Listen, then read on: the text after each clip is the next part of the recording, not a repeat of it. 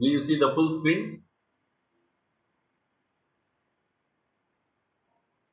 Yes, Father. Yes, Yes. Father. Okay.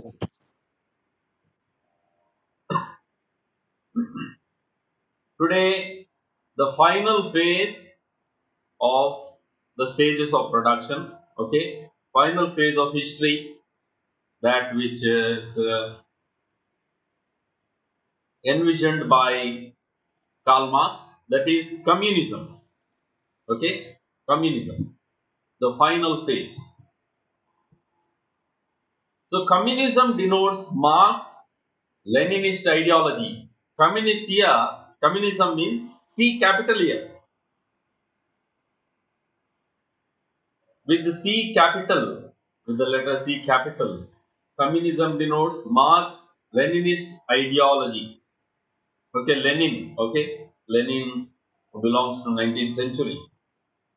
But communism, C small letter, denotes a form of society in which property is held in common.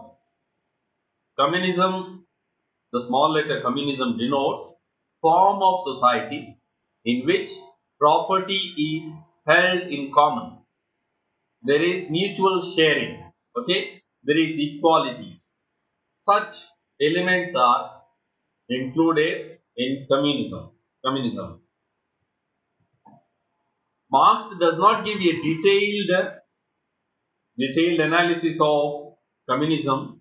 He does not give the explanation of nature and the structure of communism, but some general guidelines can be as follows. First thing is, communism will not arrive immediately. Okay, communism will not arrive immediately. It is a gradual progress, and it is a gradual event. Gradual event. Dictatorship of the proletariat. What is proletariat? What do you mean by proletariat?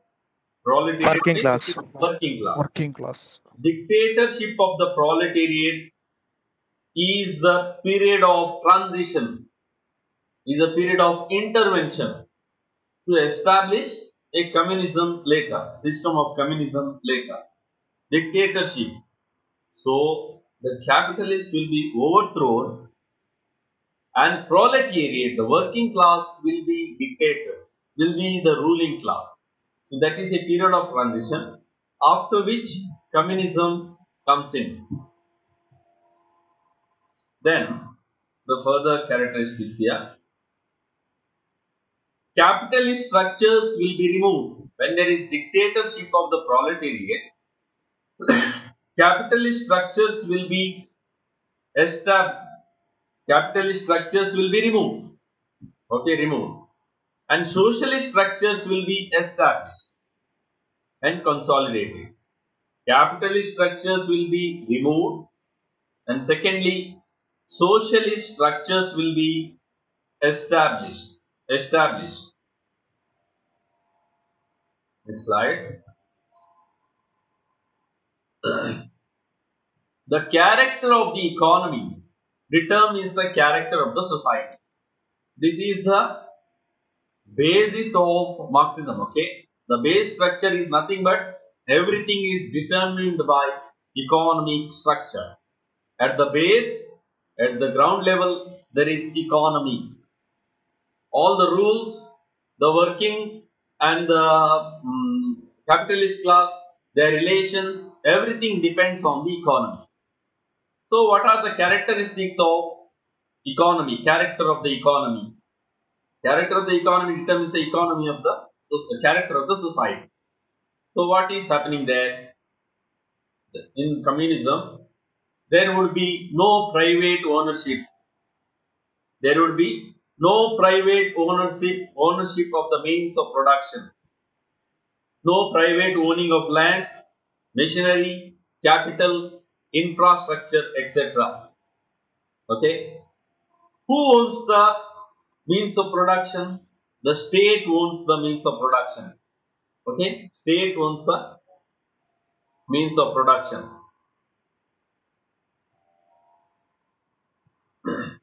Second one, production is oriented to use value. Production is oriented to use value. There is no profit value as such. Each product commodity is determined on its use value. So that means there will not be exploitation on the basis of profit. On the basis of profit. Okay. No distinction between necessary labor time and surplus labor time. There is no scope for exploitation because there is no distinction between necessary labor time and the surplus labor time. I have explained this to you. Necessary labor time is one can work 6 hours to fulfill one's needs, the worker. But what about other 4 hours? He need not work. That is extra work he gives to the company. But profit goes to the capitalist. So in this communism, there is no scope of exploitation because there is no distinction between necessary labor time and surplus labor time. Surplus labor time. The third characteristics of the economy is there will be social enjoyment of the income. Income will be enjoyed by all. Okay. So thus the concept of justice will be established. Here there will be new concept of justice. What is the new concept of justice? From each according to ability, to each according to his need. There is a shift from ability and merit to the need. According to the need, there will be sharing of the income and property. Okay, from each according to ability to each according to his need. And fourth character of the economy is no division of labor. No division of labor. Everyone will work, okay, according to the need and the requirement. No division of labor. Okay, this is the first overall view of communism. Next slide. Shall I move to the next slide? Did you note it? Yeah, shall I move? Yes, Father. Yes, Father. Okay. Yes, Father. The next slide. Suppose sometimes I can be hurrying. Yeah. Okay. Sorry. So the next characteristic of the economy is there will not be a political state. There will not be a political state. That means the state, the so-called government, will be abolished. It will wither away. There will not be a political state. The state will wither away or it will be abolished. It will be abolished. Why Marx is not in favor of a state? Because Marx says state by its very nature is not neutral. State by its very nature is not neutral. It is not a neutral agency. It is a class agency. It is a partisan. That means it favors one class. It will not be neutral. It will favor one class. Usually the ruling class. Because ruling class are the one who influence the state to make laws, to make regulations, rules, etc. So according to Marx, state by its very nature is not neutral, it is partisan. It is a class agency, it is not a neutral agency. Whereas other philosophers, for example, Hobbes, he says state negotiates the conflicts. State negotiates the conflicts. State is required according to Hobbes because whenever there is clash of interest, state tries to bring in harmony and peace. That means the working class and the ruling class are the loggerheads with each other. It is the state which comes in and establishes the harmony, okay, which establishes agreement between the two classes. Hope said state is required. Marx said state is not required because it's partisan. There is another philosopher whose name is Emily Durkheim. I will put only the second name, Durkheim. What does he say? He says, state is a normative agency. State is a normative agency. That means our social existence is possible whenever there are rules and regulations, whenever there are norms. The norms are laid down by the state. So thus life becomes possible. Or smooth running of the society is possible because of the state which lays down the norms. So according to Durkheim, state is a normative agency. State is a normative agency. Coming to Hegel, Hegel says state is the supreme power of human life. State is the supreme power of human life. Okay, according to Hegel, state is the supreme power of human life. So Hegel's idea of absolute, you remember the absolute spirit. In that context, Hegel interprets state as the supreme power, absolute power. Further, what does Marx say further? Marx says why he is not in favor of the state is the ruling ideas of the time are necessarily the ideas of the ruling class. Ruling ideas of the time are necessarily the ideas of the ruling class. Okay?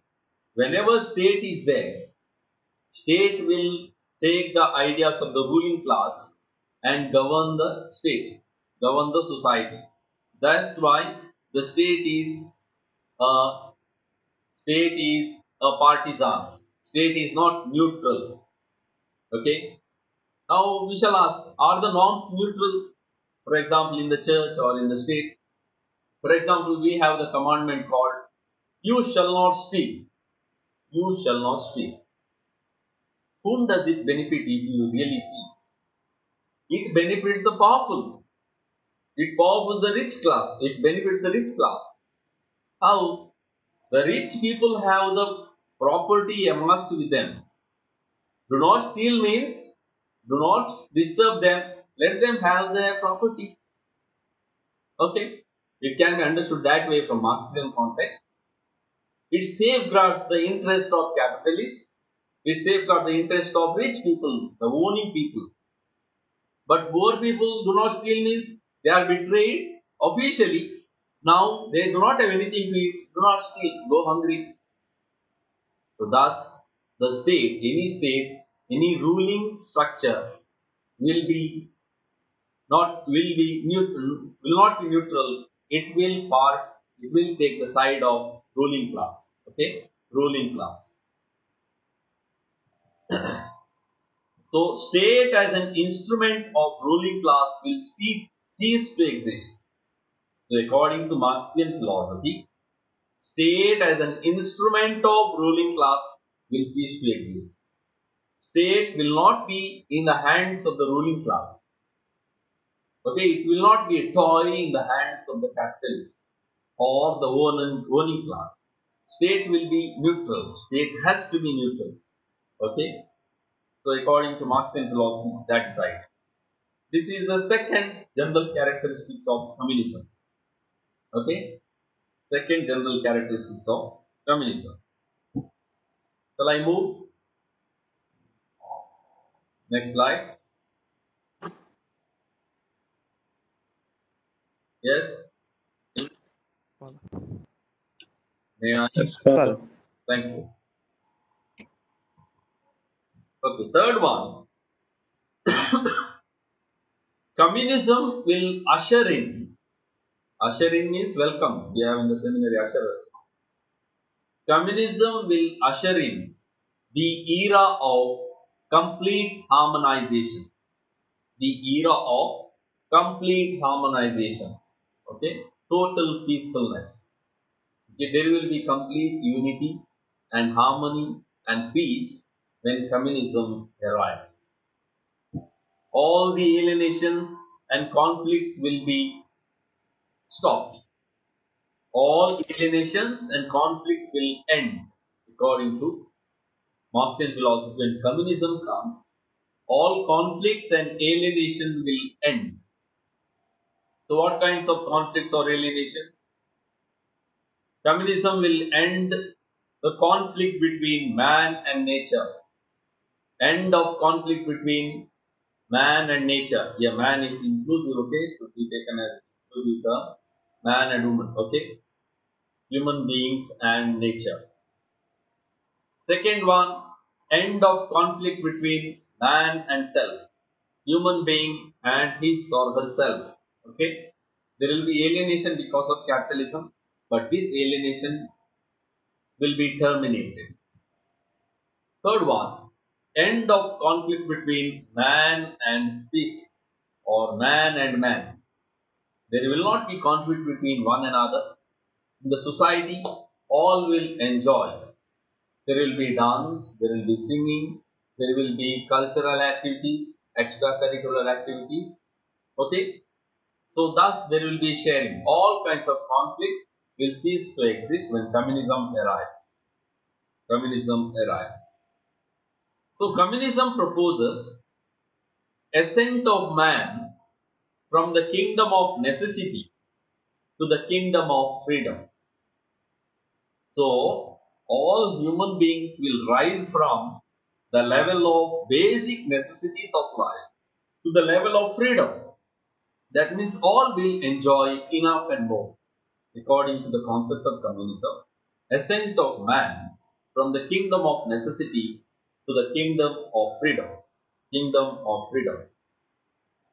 So no man is free in an enslaved world, okay? But everyone will enjoy freedom when communism arrives, okay? Because each one is a part of the whole society, okay? So each one will have to enjoy their rights, enjoy their rights. So freedom from oppression and exploitation. What kind of freedom? There will be, all will be free from oppression, manipulation and exploitation. The ideal society will, here ideal society means the society of communism. So ideal society has no economic classes. Okay, there will not be rich and poor. There will not be ruling class and the working class, bourgeois and proletariat. No economic classes, no wages, no money, no private property. No private property. So these are the characteristics of communism. Okay, these are the characteristics of communism. Recently since some months back, when I was preparing this, I came across different explanation of isms. Okay, isms. I have not put in the PowerPoint here. Let me just for diversion's sake or to understand a little more, let me put these isms like this. So they say, you can find this one in internet also.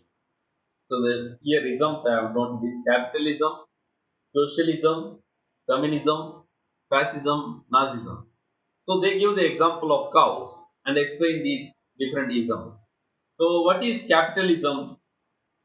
So capitalism means you have two cows. You have two cows and you sell one cow and buy a bull. You sell one cow and buy a bull. Why you buy a bull? So in order to increase the number of producing animals, increase the number of cows, okay, so that you make more money, okay, your herd multiplies and economy grows, you sell and retire on the income which you have generated. This is capitalism. Second one is socialism. What is socialism? They say with the same example. You have two cows. In socialism, the government takes one and gives it to a neighbor. That is socialism. Two cows, government takes one cow and gives it to a neighbor, gives it to a neighbor because he doesn't have any cow. What about communism? Communism is still further. You have two cows. You give both the cows to the government, and government then gives you some milk or the butter. You give both the cows to the government, and government will give you the required milk. Okay. What about fascism? Fascism says you have two cows. You give both the cows to the government, and government then sells you something. Sells you something. You give both the cows to the government. Government will give back or sell you the milk. Actually, cows are your own. This is the fascist form of fascism. Fascist form of government. Then what about Nazism? Nazism, they say you have two cows. The government takes you both and it shoots you. Government shoots you. So you are no longer required. Only the cows are required. Okay. So these are the different isms explained in relation to philosophy of Marxism. Marxism. So here I finish this slide.